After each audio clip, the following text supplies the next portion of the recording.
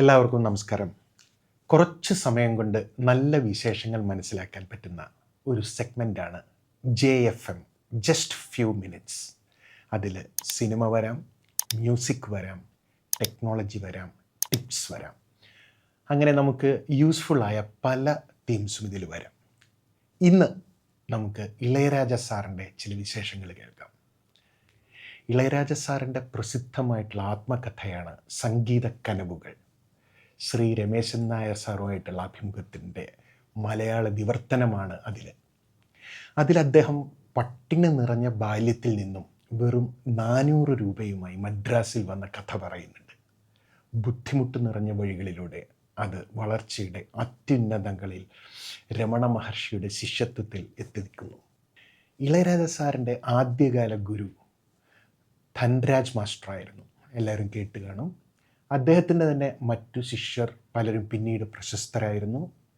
Violin Shyam എന്നറിയപ്പെടുന്ന music director Shyam sir, L. Vaidyanathan sir, പിന്നീട് അദ്ദേഹം മ്യൂസിക്കും ചെയ്തിരുന്നു, വയലിനിസ്റ്റും ഒക്കെ ആയിരുന്നു.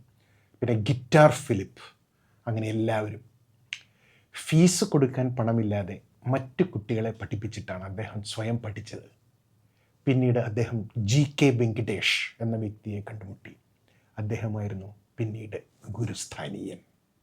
പിന്നെ രസകരമായിട്ടുള്ളൊരു കഥ രാസാത്തി ഉന്നൈ എന്നുള്ള ഒരു പാട്ടിനെ ചുറ്റിപ്പറ്റിയാണ്.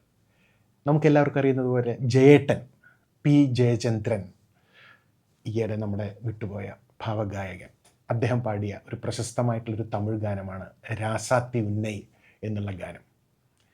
ഈ പാട്ട് പണ്ട് തമിഴ്നാട്ടിലെ തിയേറ്ററിൽ സൂപ്പർ ഹിറ്റായിട്ട് പോയിരുന്ന ഒരു സിനിമയിലാണ്.